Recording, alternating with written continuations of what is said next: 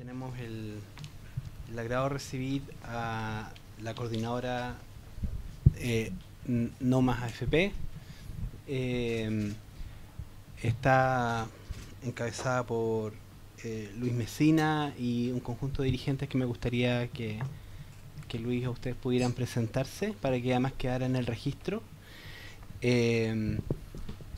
Esta comisión ha, por cierto, escuchado mucho sobre su movimiento, además lo hemos encontrado en distintas organizaciones que se han presentado acá y también en regiones, entonces es muy importante para nosotros recibirlos de manera directa. No sé cuánto tiempo tenemos 11 láminas ahí, pero no quisiera que faltara el tiempo, entonces tradicionalmente tenemos algo así como 20 minutos, 25 minutos, porque la audiencia no debiera pasar más allá de los 50 minutos para dejar espacio para la conversación con la comisión. Si quieren tomar más tiempo también podemos hacerlo, pero vamos a cortar la última parte. Así que les quiero dejar a ustedes un poco esa decisión. Bienvenidos entonces y en primer lugar entonces quisiera pedir si pudieran presentar.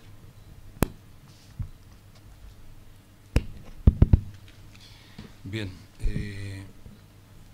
bueno, a mi izquierda tengo a don Esteban Grolmus, presidente de la Federación Nacional de Retail de la región de la Araucanía, vocero, además del coordinador de la zona No Más AFP. Me acompaña también Lucía Vega, presidenta de la CUT provincial de Valdivia, región de los Ríos, vocera de las regiones del sur, desde la 10ª hasta el extremo sur. A mi derecha, Elda Geldres, quien es vicepresidenta regional de Confusan de la 5ª región Valparaíso. Juan Carlos Díaz, de la región de Arica Parinacota, también vocero de la coordinadora de la región No Más AFP. Y a mi lado, don Cristian Palma, vocero del Movimiento Ciudadano Rancagua y además dirigente nacional de la Federación del Cobre.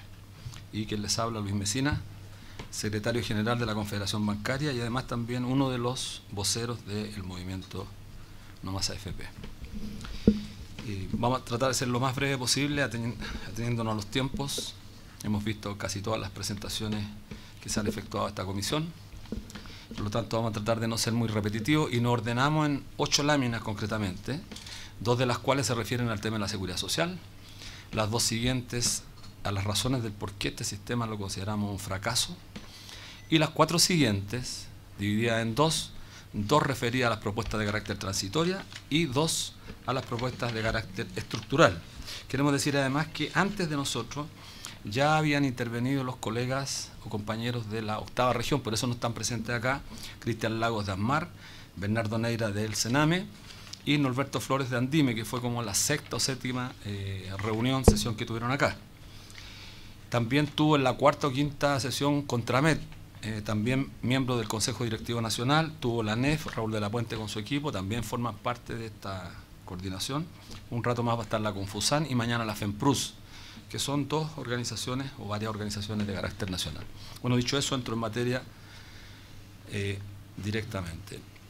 Queremos decir que nosotros nos inscribimos en un paradigma radicalmente distinto al que se han referido a la gran mayoría de quienes han expuesto en esta comisión. Y queremos distinguir dos aspectos de las presentaciones que se han hecho. Uno, los representantes de las AFP y la Asociación de AFP, que tienen efectivamente un paradigma y que es fácil suponer que toda su intervención circuló alrededor de la mantención y las correcciones que este sistema requiere con el objeto de mantenerlo. Y el resto de las intervenciones, particularmente todas, han hecho un cuestionamiento, algunas de carácter estructural, otras menos estructurales, pero en general, desde Senda para adelante, todos han planteado que las AFP francamente tienen que desaparecer. Es más, el ex consejero del Banco Central, el señor Vial, y la ex superintendenta de pensiones, la señora Bernstein,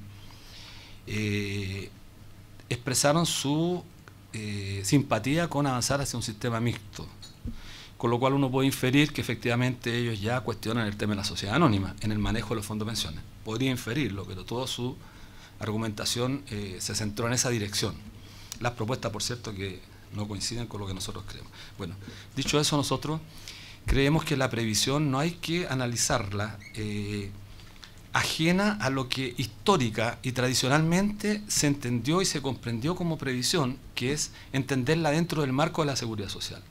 Nosotros somos portadores de aquellos que nos resistimos a creer que este ámbito de las relaciones laborales debe estar radicado en la administración con un sentido mercantil, con un sentido del lucro.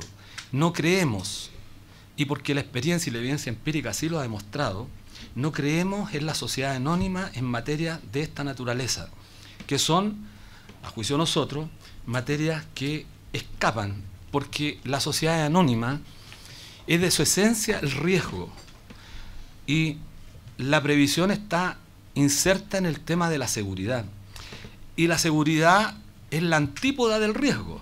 En consecuencia, mal podríamos nosotros estar y respaldar el que nuestra previsión siga en manos de lo privado, del lucro, de lo mercantil. Dicho eso, entonces reivindicamos aspectos fundamentales y las voy a leer con el objeto de facilitar el tiempo. Bueno, la OIT señala que la seguridad social es la protección que una sociedad proporciona a los individuos y los hogares para asegurar el acceso a la asistencia médica y garantizar la seguridad del ingreso, en particular en caso de vejez, desempleo, enfermedad, invalidez, accidente del trabajo, maternidad o pérdida del sostén de familia. No es baladí que haya puesto como primer fundamento el tema de la medicina o la asistencia médica, porque justamente la seguridad social en los albores posterior a la posguerra tuvo como fundamento principal garantizar algo que era de la esencia de las relaciones laborales. El hombre y la mujer, cuando entran al mundo del trabajo, pierden algo inmediatamente, pierden humanidad. Perdemos humanidad que es irrecuperable, porque cada día, cada mes, cada año que pasa, nuestra vida no vuelve atrás. Y en consecuencia, la doctrina de la época, los defensores de, particularmente del derecho laboral, cuyo principio fundamental era el principio tutelar, que entendieron, y no estamos diciendo absolutamente nada nuevo con esto, de que en la relación laboral siempre hay una parte más débil, entendieron que el Estado, con sus instituciones, debía garantizar este principio. Y es por eso que la enfermedad constituyó uno de los principios fundamentales, derivado de varios factores, entre ellos la intensificación del trabajo después de la posguerra. Pero si miramos 55, 60 años hacia atrás, lo que observamos en la realidad es que la intensificación del trabajo sigue aumentando. Acabamos con la sociedad industrial, estamos en la sociedad postindustrial, quizás no sería serio ni riguroso calificarla, pero una sociedad donde la intensificación del trabajo ha crecido brutalmente, especialmente en los sectores más dinámicos de la economía. Y es por eso que ponemos el énfasis en el tema de la asistencia médica, que no lo ponemos nosotros, lo pone la OIT. Y la idea motriz de la seguridad social es la amplitud, con esa mira puesta en la universalidad de la cobertura. El derecho de toda persona a la seguridad social se menciona como derecho básico en la Declaración Universal de Derechos Humanos del año 1948 y en el Pacto Internacional de Derechos Económicos, Sociales y Culturales de las Naciones Unidas del año 66. Insisto que no es baladí haber traído a colación estas dos citas que para nosotros son tremendamente importantes, especialmente para la gente que se inscribe dentro del mundo de las ciencias sociales. Y queremos decirlo con mucho respeto en esta comisión, porque sabemos que la gran mayoría de sus componentes son cientistas sociales, economistas, abogados. Y las ciencias sociales, vieja discusión entre los positivistas y los cientistas sociales, es que tienen un fundamento esencial de su preocupación a la persona humana, al hombre, a la mujer. Y en consecuencia, no es baladí, insisto, en señalar y recordar este principio. Para algunos, quizás para los que tienen el predominio de la información, los humanos nos hemos convertido en un recurso, de allí que este concepto de recurso humano muchas veces se prescinda en las relaciones laborales y nosotros nos resistimos a eso. Algunos nos podrán decir que somos un tanto, quizás anticuados, pero como tenemos como fundamento este valor principal, no resistimos a cambiar en eso. Creemos que la seguridad social fundamentalmente debe preocuparse de ese aspecto y por eso traemos a colación y particularmente el Pacto Internacional de Derechos Económicos, Sociales y Culturales de las Naciones Unidas del año 66, que, entre otras cosas, reafirmó el carácter fundamental de la seguridad social y lo invistió de una categoría que nunca antes había tenido. La seguridad social se entiende como un derecho fundamental, y entendido como derecho fundamental se entiende inalienable a la condición de sujeto humano. En consecuencia, si el Estado con sus instituciones no es capaz de garantizar ese derecho fundamental, los abogados podrán decirlo con mayor precisión que nosotros, el sujeto deja de ser persona, porque para ser persona hay que estar investido no solamente de deberes, sino que también de derechos, pero no derechos solamente en el texto, sino que derechos que puedan ejercitarse como tales. Y si las instituciones del Estado renuncian a la garantía de esos derechos, por cierto que estamos frente a un tema de alto cuestionamiento. Dicho eso, pasamos entonces a explicar por qué creemos nosotros que fracasó el sistema de capitalización individual. Lo hemos enumerado con el objeto de facilitar. Primero, por las pésimas pensiones que paga. Fue diseñado para un país ideal y siempre medio en broma, medio en serio, discutimos con los dirigentes sindicales y esta suerte de idealismo con el cual don José Piñera Echenique recientemente recordaba su creación, su criatura, se atrevió a decir, lo hizo sobre la base de estas concepciones platónicas e idealistas que solamente pueden existir en la cabeza del sujeto, pero cuando se llevan a la materialidad, efectivamente son imperfectas. Son imperfectas. Bueno, y fue imperfecta porque fue diseñado para un país ideal, con pleno empleo, estable, de por vida, con salarios crecientes por encima de los mínimos garantizados por el Estado. Bueno, ninguno de esos factores se da en este país, porque no comprendió, no solo él, pero no comprendió que la sociedad industrial por la cual él quizás pensó se estaba viniendo abajo. Ya no existía el pleno empleo, el empleo de por vida, muy por el contrario, lo que existe es todo lo contrario. Bueno, en segundo lugar, porque no fue concebido como un sistema previsional, lo han dicho todos.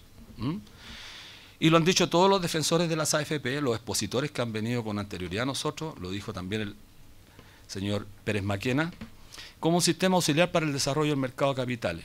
PLOP, para nosotros los trabajadores.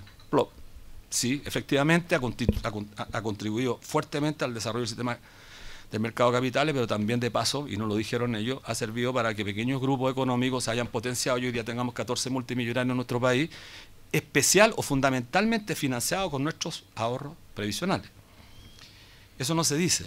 No se dice. Y muchas veces por no decirlo, parece obvio. Y como las cosas obvias no se repiten, entonces finalmente se establecen como realidad, como parte de la normalidad, no solamente de la realidad, como normalidad. Bueno, porque rompió con un derecho fundamental reconocido internacionalmente como es la seguridad social. Por eso fracasó, lo dijimos en las láminas anteriores. En cuarto lugar, porque instaló la lógica mercantil, el lucro, las sociedades anónimas, en un área de la sociedad cuyos principios son la antípoda del negocio. El negocio, por supuesto, que supone la existencia de la sociedad anónima. O sea, si hay algo que caracterice mejor al sistema capitalista, después de la revolución industrial, si algo tuviéramos que decir, díganos qué es lo más expresivo del sistema capitalista, la sociedad anónima. Pues tienen mandantes, tienen mandatarios, uno compra acciones, tiene riesgo, ¿sí? Haciendo el símil con la AFP, nosotros somos mandantes, somos dueños de los recursos. Y tenemos mandatarios, que son las AFP. Nos cobran bastante. Y al final del periodo nos dicen, ¿saben? Tuvimos pérdidas, 2008, más de 30.000 o 30.000 millones de dólares. Tuvimos pérdidas, pero les vamos a seguir cobrando. Volvamos al tema de la sociedad anónima. En un banco, llega el gerente general e informa del rendimiento de la sociedad anónima y le explica a los accionistas, mire, tuvimos pérdida, pero igual me van a tener que pagar el bono. Los mandantes jamás aceptarían eso. El mandatario tiene que cumplir con el mandato expreso que le dan los mandantes. En este caso no ocurre. Era el famoso artículo 37 del DL 3500. No se ha cumplido en lo absoluto. Establecieron un alambicado sistema para establecer las rentabilidades promedio, con las cuales además inventaron neologismos, porque Chile es el único país donde la rentabilidad es negativa. Los economistas en esto pueden dar cátedra, especialmente cuando reivindican o cuando conocen a David Ricardo, por ejemplo. Rentabilidad negativa, algo menos a cero. Eso es francamente increíble. Rentabilidad menos de cero. los promedios de la banca, los promedios del sistema de pensiones. ¿Por qué establecieron este criterio? Para justificar el artículo 87 y no caer en el pago que tendrían que hacer a los trabajadores por la pérdida de la mala administración, como ocurrió el año 2008. Entonces, no hay pérdida en el sistema, sino que rentabilidad negativa. Insisto que es un neologismo instalado, inventado, que lo único que hace es justificar el deterioro de nuestras condiciones, de nuestros fondos de pensiones. Bueno, pero junto con instalar este tema, instaló el riesgo, que para nosotros, insisto, es bastante grave y que es contrario a la seguridad social, como lo decía anteriormente. Instaló un sistema que, medido y comparado por las prestaciones que entrega, es altamente oneroso y deficitario en el cumplimiento de los objetivos de los sistemas de previsión social. Lo voy a explicar en una lámina posterior, para explicar por qué es altamente oneroso y deficitario. 6, porque la tasa de reemplazo actual en promedio es cercana a 1/3 del ingreso real, ya lo han dicho todas las demás o anteriores intervenciones. El financiamiento es insuficiente, falta el aporte patronal. Incluso lo ha reconocido la propia asociación de AFP, Fundación Libertad también, entiendo que lo dijo con bastante rigurosidad, y varias exposiciones anteriores. Y por el precario mercado laboral, que es el tema hoy día en boga para justificar que este sistema ha fracasado. Bueno, vamos a la propuesta. Después voy a volver con los 2 puntos con una lámina que se explica, y me quedan 4 láminas, así que estamos terminando. Propuesta de carácter transitorio, que el Estado se haga cargo de reparar el daño previsional a los 196.000 empleados públicos obligados a traspasarse a las AFP. Actualmente el daño afecta a cerca del 50% de los empleados públicos. 174.000 personas no se han jubilado aún. Hay 21.000 que se jubilaron y que tuvieron los efectos del daño previsional. Estamos hablando de una cantidad no menor de compatriotas nuestros. Los profesores que han sido dañados particularmente y de manera sistemática, porque los municipios les descuentan y no les enteran las cotizaciones en sus correspondientes cuentas individuales, lo que parece ya francamente grave. Bueno, una exposición bastante, a juicio nuestro, brillante de uno de los profesores muy antiguos, el colegio de profesores aquí, ustedes lo escucharon, entregó datos ilustrativos respecto a lo que ha sido el daño previsional y creo que es un aporte pero sustantivo. No nos vamos a extender más en eso. Garantizar el piso mínimo de la OIT para todos los habitantes independientes de si cotizan. Este es un tema relevante para nosotros porque aquí nuevamente está presente la concepción humanista de los sindicalistas y particularmente todo este coordinador nacional que crece día a día, queremos decírselo a ustedes, día a día crece, porque, insisto en lo que dije al comienzo, nos resistimos a desprendernos de lo que nos es propio, de lo que es de nuestra naturaleza, que es esa condición de ser humano. Ser humanos, que es difícil muchas veces responderla, pero como somos a veces humanos, demasiado humanos, entonces tendemos por esa suerte de naturalidad a solidarizar con el otro. Y en ese mismo sentido, creemos que la OIT, cuando hace mención a que deben garantizarse ciertas prestaciones mínimas, independientes de si cotizan, es porque efectivamente la realidad es mucho más fuerte, muchas veces, que los datos que uno pueda elaborar o analizar, o mucho más fuerte que los diseños que uno pueda establecer. Y nos podemos encontrar con miles de casos, trabajadores que laboraban, que quedaron accidentados, personas que son minusválidas, etcétera, etcétera. Deben tener por parte del Estado garantías mínimas que le permitan ser personas humanas, dignas y plenas. Con el actual sistema, por supuesto que no lo son. No lo son los trabajadores que estamos afiliados al sistema, mucho menos, por cierto, lo serán aquellos que han tenido imposibilidad de cotizar. En tercer lugar, aumentar consistentemente las actuales pensiones a todos los jubilados por el actual sistema, eliminando el cobro del 7% en salud. Aunque se ha eliminado una parte importante de este 7%, pensamos que hay que eliminarlo de raíz. No hay razones, no queremos extendernos en el campo moral, pero se hicieron muchas promesas hace ya 20 y tantos años de que se iba a eliminar este 7%, llegó la hora de eliminarlo, no se eliminó, y bueno, han pasado todo lo que ustedes perfectamente conocen y es preciso eliminarlo, porque es una manera también, además, de compensar el deterioro de las pensiones más bajas del sector más pobre en nuestro país.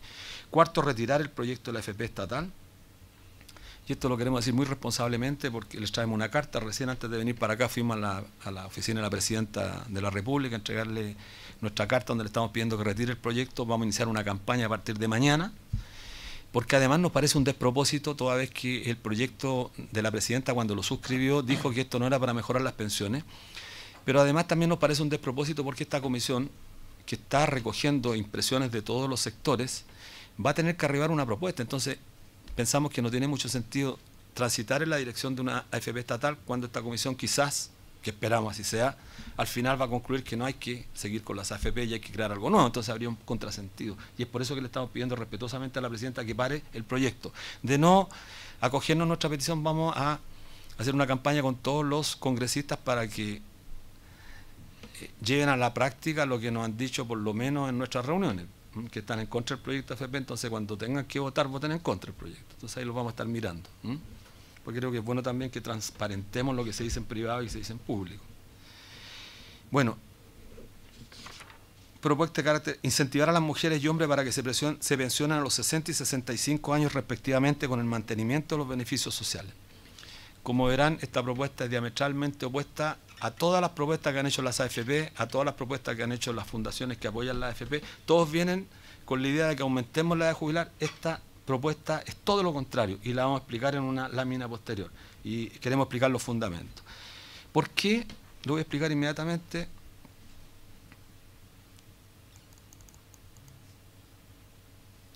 Traemos una lámina del Instituto Libertad que la expuso aquí. Ustedes se recordarán de esa lámina. Esta lámina expresa claramente cómo baja a los 50 años en el caso de las mujeres el empleo y cómo baja en los hombres a los 60 años. Baja brutalmente.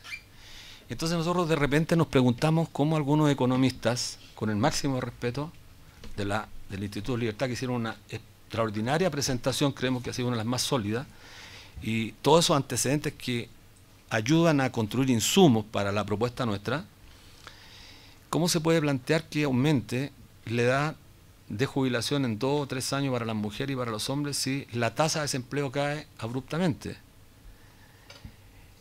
Pero además significaría que si aumentamos la edad de jubilación de las mujeres y los hombres, los hacemos permanecer más tiempo en el empleo, generamos una medida contracíclica, porque atentamos contra el empleo en los sectores más jóvenes, porque a la medida que alguien ocupa un empleo, está impidiendo que el de abajo, el más joven, trabaje. O sea, Samuelson lo dice en los libros de economía, que hay varios profesores de economía, cuáles son los atentados contra el empleo, y establecer criterios que pongan justamente un tapón en los sectores que naturalmente debieran hacer abandono del trabajo, implica justamente perjudicar a los sectores más jóvenes. Pero hay otro factor más, otro factor recurrente, la productividad, el aumento de la productividad. Se dice que Chile es un país que tiene baja productividad. Bueno, nosotros le decimos, puede ser cierto, aumentemos la productividad. La famosa tasa de rendimientos decrecientes, la ley de rendimientos decrecientes, hace que las personas más viejas o más viejos tendamos a ser menos productivos por una cosa natural. Los jóvenes son más productivos. Entonces, mantenemos a la gente más vieja jubilando en edad más tardía, generando más desempleo en la población más joven, que los datos son evidentes. El INE publica permanentemente los datos, la población joven es la más afectada por el empleo. Pero lo más trágico, y aquí está el problema, que no hay garantías de que esa gente se vaya a pensionar o vaya a mejorar fuertemente sus pensiones. Aumentarle en un año a las pensiones de 300.000 implica aumentarle en 14.000 pesos. Datos del propio Instituto Libertad.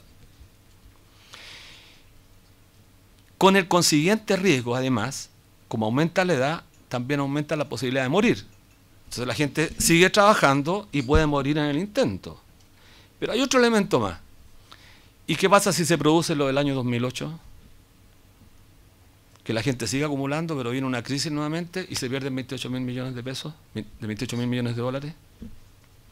¿Quién responde por esa gente? Entonces nosotros planteamos una propuesta también humanista, que la gente a los 60 años, las mujeres a los 65 años de edad, se vaya con una pensión digna, se vaya a vivir intentando ser feliz, sea persona humana. No queremos que la gente trabaje más, no queremos mayor intensificación del trabajo, es suficiente. En estos países con precariedad del empleo no podemos plantearnos tareas o estrategias como están en Francia o en Alemania, donde la gente a los 60 años vive feliz, o medianamente feliz, o transitoriamente feliz. Pero la gente en otros sectores más pobres, Cerro Navia, La Pintana, comunas de bajos ingresos sociales, socioeconómicos, lo más probable es que a esa edad va a estar muriendo. Entonces, como se tiende a trabajar sobre promedio, la gente de Vitacura, la gente de Barnechea, por supuesto que sus niveles de mejoría en salud son incomparablemente mejores que las de los sectores más pobres. Ya hay datos de Fundación Sol, por ejemplo, respecto a la población en Osorno, respecto a la población en Santiago. Entonces, sería en el fondo estar subsidiando con la plata de los pobres a los más ricos. Por eso esa propuesta a nosotros nos parece que es una de las propuestas más coherentes que hemos hecho y que pensamos que esta comisión debe estudiarla, y creo que apunta a varios factores. Los economistas creo que debieran verla en toda la dimensión. Castigar a empleadores que declaran y no pagan cotizaciones previsionales con penas aflictivas, impedirles por 2 años contratar negocio con el Estado, tal cual se hace con aquellas sanciones en el materia laboral a aquellos empleadores que vulneran las normas laborales con prácticas antisindicales y prácticas desleales. 7, traspasar, perdón, vuelvo a la...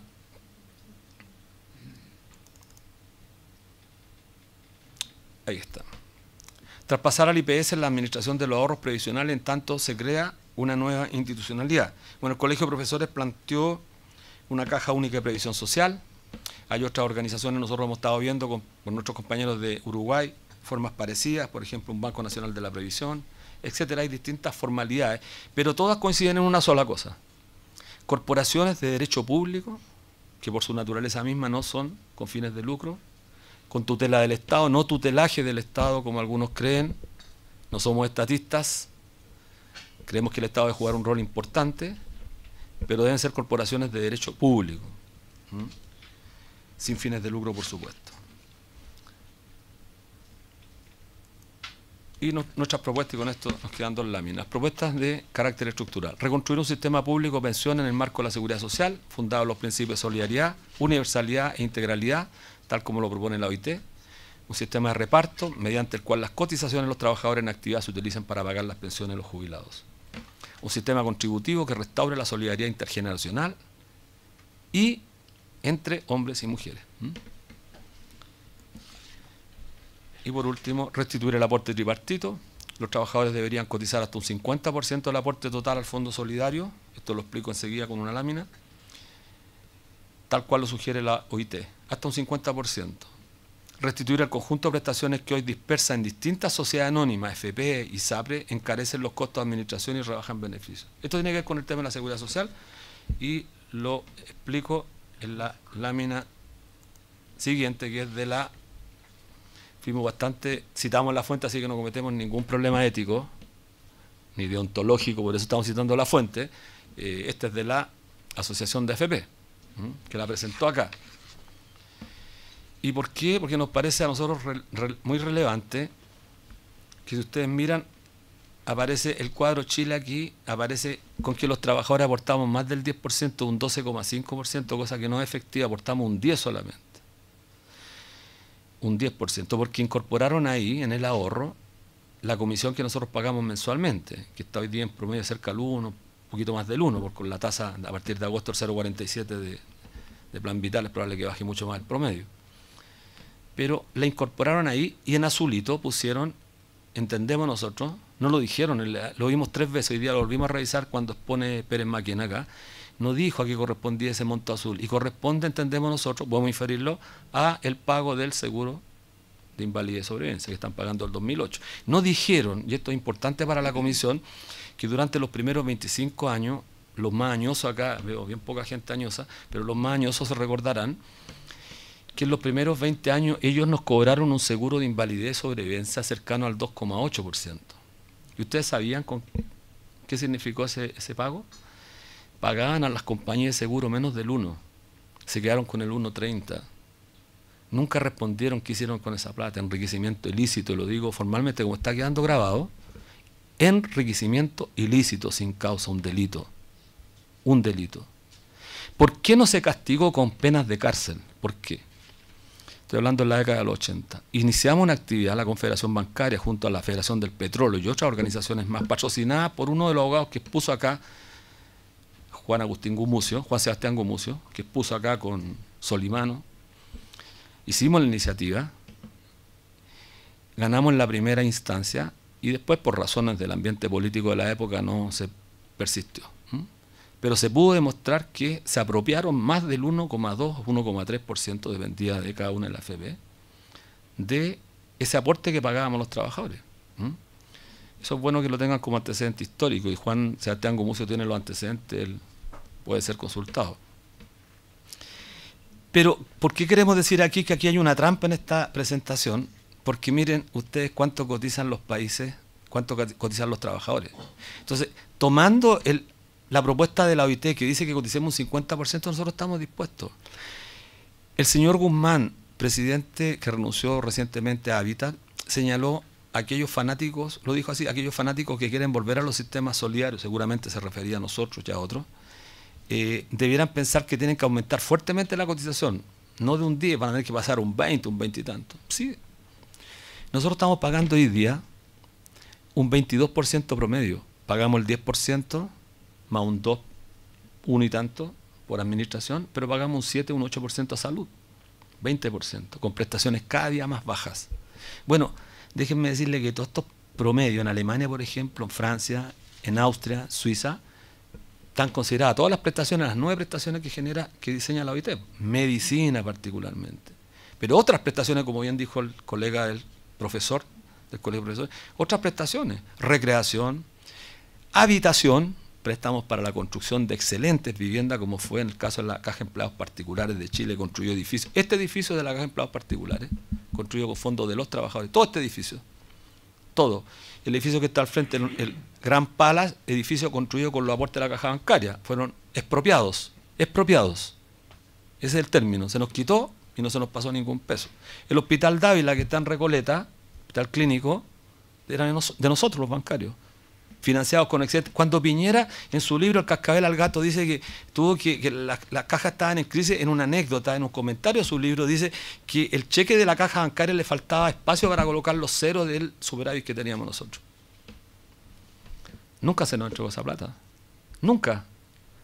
Entonces, con cierta y mucha razón, nosotros señalamos que este cuadro es interesante, y lo puso la Asociación de FP. Nosotros estamos dispuestos, llegaríamos a un 20%, con el 7% más lo que pagamos de comisión, más el 10% que aportamos, estamos cerca del 20%. Las mujeres pagan más porque cuando tienen estos famosos planes colectivos estratificados, no son colectivos, se les dice así, planes colectivos estratificados, pero a las mujeres en edad fértil se les cobran 2 o 3 puntos más.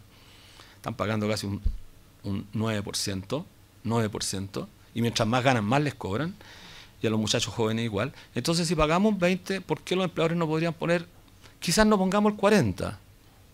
No lleguemos al 40%, porque sería 20 nosotros y 20, como dice el 50%, no al 40%, pero lleguemos al 30%, y con el 30% estaríamos incluso más arriba que Alemania.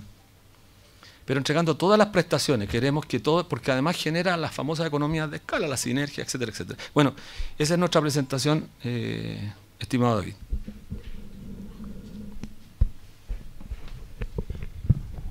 Muchas gracias, Luis, muchas gracias por haber preparado una presentación además acotada a este espacio. Resumida, pero creo que bien sustantiva lo que son sus planteamientos. Quisiera entonces dar la palabra a los miembros de la comisión y también a quienes están conectados por si quieren hacer alguna pregunta, consulta. Vamos a dar todas las palabras de una vez, ¿sí? Andrés. Sí, un millón de gracias por la presentación y por venir a visitarnos también. Tal vez no ha sido fácil, a veces de repente lo pensaron, no sé, pero muchas gracias. Aquí hemos tenido varios conceptos de año previsional. El que ustedes enfatizaron ahora es el que básicamente lo obligaron a cambiarse. No sé si se lo amplían a otro tipo de trabajadores que han sido dañados en todo el tránsito de un sistema a otro. Por ejemplo, exonerados, presos políticos u otro tipo de situación. El piso mínimo y de la OIT y la pensión digna, ¿dónde lo ubican ustedes? O sea, porque la OIT cuando habla de pisos en los distintos países habla que tiene que ser acorde a la realidad del país. Entonces, ustedes más o menos, ¿qué han pensado en términos de ese mínimo para cumplir con los estándares que la OIT sugiere? En su planteamiento de traspasar al IPS los fondos, ¿eso significa que los derechos adquiridos por quienes han ahorrado pasan a un sistema de reparto en la transición o no tienen ninguna opción de quedarse? Ese sería el planteamiento de ustedes, o hay alguna alternativa. Y tercero, el paradigma propuesto es un poco vuelta a los sistemas públicos de reparto con las recomendaciones de la OIT, bajo los mismos parámetros de cotización o un tripartismo que lleva a una tasa más allá del 10%, si lo han pensado. Yo sé que son tecnicismos, pero no sé si lo han pensado. Y muchas gracias. ¿Hay otra pregunta, Regina? ¿Sí? Muchas gracias por la presentación. Complementando la pregunta de András acerca de los parámetros del mínimo que se debiera asegurar, como planteado por la OIT, ¿debería ser como el mínimo del salario mínimo o estamos refiriéndonos a que no caigan en la línea de pobreza? Es como más o menos complementando la pregunta de András. Gracias. Otra, en torno al tema también del daño previsional, puesto como ustedes lo han indicado acá, ¿cuál es la evidencia que ustedes tienen respecto de este periodo de opción que hubo en el sistema en su instauración, y en particular respecto de si las personas efectivamente tuvieron esa opción y evidencia que ustedes tengan? Algo nos han dicho algunas de las personas que han estado acá, pero no sé ustedes qué es lo que han recogido al respecto y que al parecer está también implícito en el concepto de daño que está allí planteado por ustedes. ¿Sí? No sé si hay más preguntas, comentarios. Entonces les doy la palabra y tenemos 10 minutos y no sé si alguno otro también. Ya. Sí, bueno, respecto al daño, después lo complementa Cristian. La información que nosotros tenemos y que la estuvimos conversando con los colegas del magisterio y con gente de los municipios también, bueno, y la ANEF forma parte de esta organización.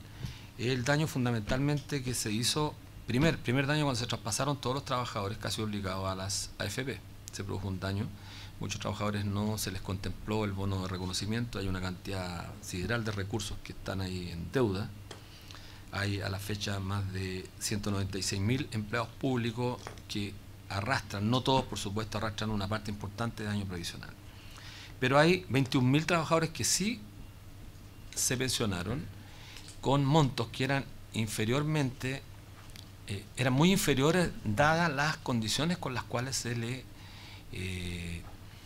contrató o con las cuales se impuso o se impusieron durante un largo periodo de tiempo sus aportes cotizacionales, que se hacían muy por debajo de los ingresos reales. Esto la ANEF lo explicó de alguna manera acá cuando estuvo Raúl de la Puente. Y eso ha generado un daño previsional increíble, importante, y que pensamos nosotros somos casi todo el sector privado, debe ser reparado, porque un daño que fue contrario a la voluntad de las personas y en consecuencia necesita tener una solución. Lo va a complementar enseguida Cristian. Respecto al piso mínimo que pregunta usted, efectivamente hemos estado viendo el tema de la línea de pobreza o el ingreso mínimo, pero no llegamos a una paradoja, porque bajo el gobierno de Sebastián Piñera se había establecido una suerte de ciertos parámetros para determinar la línea de pobreza. Y ocurre que si hubiésemos establecido esos criterios, estaríamos por encima del salario mínimo que se acordó recientemente. Entonces, efectivamente uno no podría estar por debajo de lo que se acordó como salario mínimo, que es bastante insuficiente, porque no se tomó en cuenta justamente esta propuesta que había hecho Piñera, en orden a que esto iba a tener incrementos mensuales. El propio Senda, Hugo Facio recientemente en sus cartas económicas, publica el valor en 166.000, si mal no recuerdo, 160, algo por ahí.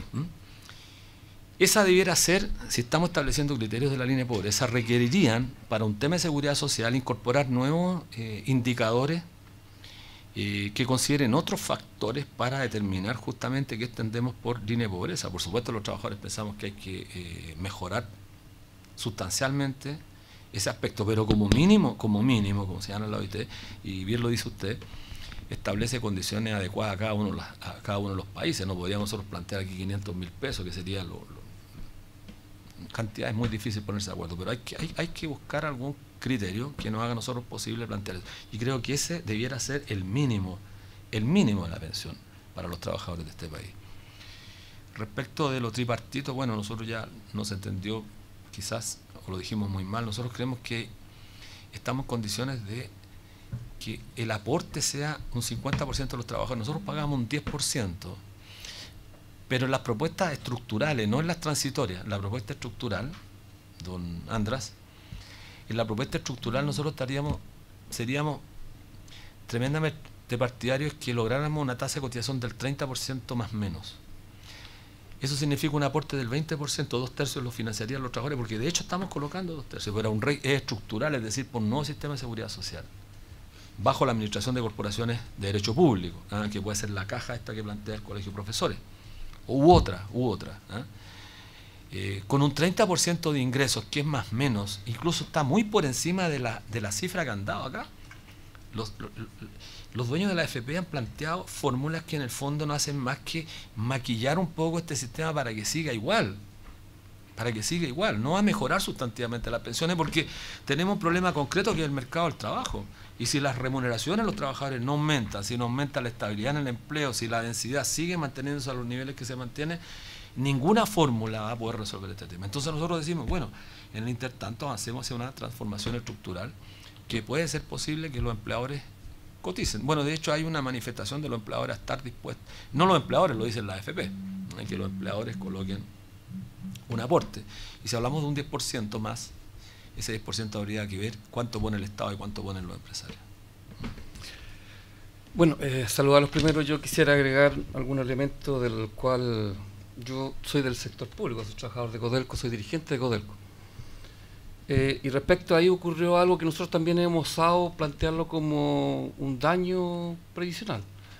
Fue como después que se crea la ley, sale el Estado a convencer a las personas a que se traspasen al nuevo sistema y en donde había un compromiso del Estado de que las pensiones debieran bordear el 70-75% como tasa de reemplazo. Y fundamentalmente hoy día somos espectadores de que efectivamente eso bordea el 30-35%, o sea, es decir, ahí se creó un daño previsional. Y lo puedo dar como ejemplo porque además en relación con lo que ha dicho Guillermo Harto, que es el presidente del tema de la AFP, ahí en rigor en Codelco se cumplen todos aquellos paradigmas ideales, o sea, hay estabilidad laboral, los sueldos no son bajos, están por sobre la media de las personas, y efectivamente la tasa de reemplazo sigue siendo la misma, es decir, el 30-35%. Lo que han hecho las dirigencias sindicales es generar planes de vinculación que también los tiene el sector público, que de alguna manera tienden a aliviar ese tema. Y lo que hacen los trabajadores fundamentalmente, plata de los planes de egreso los tienen que agregar a sus cuentas individuales que tienen Codelco para poder llegar a aquello que medianamente supone que es bordear el 70% de lo que el trabajador ganaba al momento de retirarse. Pero quisiera agregar, con tu permiso, Luis, el tema, nosotros probablemente, pero como este tiene un tema social, el tema de la discriminación de género. Yo ya se lo dije al señor András allá en Rancagua, cuando fueron como comisión.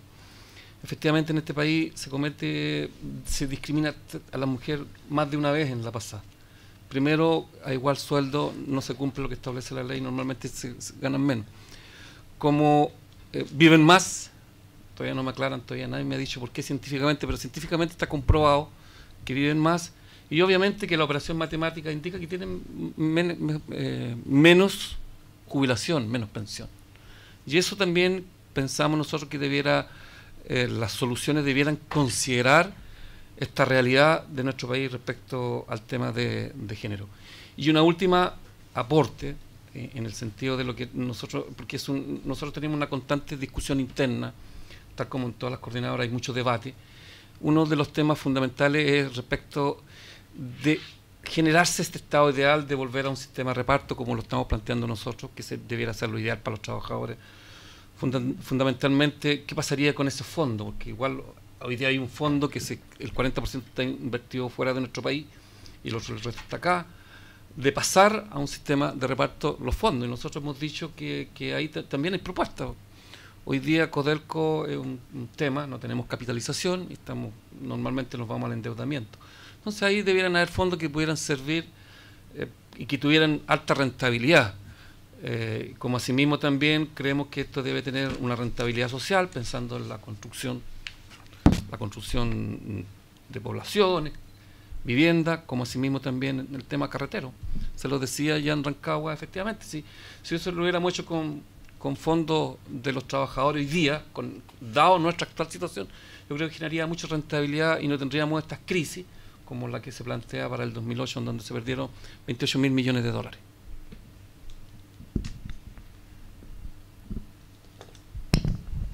Bien, no sé si alguno de ustedes quisiera también. ¿Sí?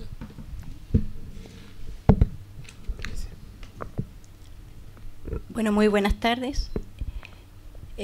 Bueno, ya me presentaron, mi nombre es Lucía Vega, soy presidenta de la CUP Provincial de Valdivia y vocera de la coordinadora NOMA FP de la región de Los Ríos. En realidad nosotros como trabajadores es un tema muy sentido el tema de las cotizaciones que hoy día se están dando a través de la AFP. Y está reconocido que este actual sistema ya no resiste más. Está reconocido incluso por la misma presidenta de la República que incluso el sistema de AFP estatal que se está hoy día imponiendo no es la solución para poder otorgar pensiones dignas. Por lo tanto, nosotros como coordinadora nacional exigimos que se retire este proyecto del Parlamento y que se escuche de una vez por todas a los trabajadores para poder crear el nuevo sistema de pensiones de reparto tripartito y solidario. Creemos que ya es suficiente con las miserables pensiones que hoy día tienen los trabajadores. Según la OCDE, Chile es uno de los países con más desigualdad dentro de los países latinoamericanos. Y eso es debido al tema de cómo se distribuyen las riquezas en este país. Por lo tanto, cuando usted, señor András, preguntaba cuál es el mínimo que nosotros planteamos, tenemos que ver primero cómo Chile ve el tema, el concepto mínimo. Difiere mucho con lo que a lo mejor la misma OIT cuando habla de mínimo. Acá nosotros en Chile, cuando hablamos de mínimo, hablamos prácticamente de miserias. Y eso es lo que nosotros hoy día tenemos en las pensiones. Sueldos mínimos de miserias, pensiones de miseria. Y todos hablamos de mínimo. Hoy día nosotros queremos que los trabajadores de una vez por todas puedan tener pensiones dignas. Y pensiones dignas, cuando hablamos de pensiones dignas, hablamos que sean pensiones suficientes como para poder tener una calidad de vida en su vejez, como realmente lo requiere un ser humano, con salud, con buena recreación, ¿no es cierto? Y con distintas cualidades, ¿no es cierto?, o suficiencia, como lo define el artículo 102 de la OIT. Por lo tanto, ese es uno de los desafíos que nosotros tenemos como coordinadora.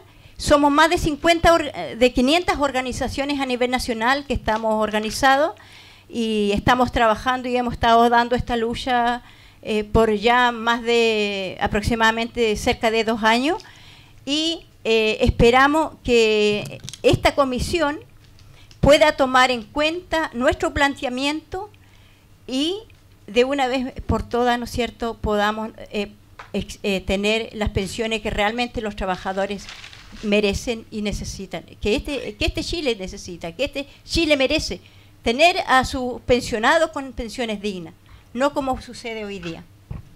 Eso, muchas gracias. Bueno, muchas gracias a Luis, Cristian, Lucía, Esteban, ¿cierto? Elda y Juan Carlos.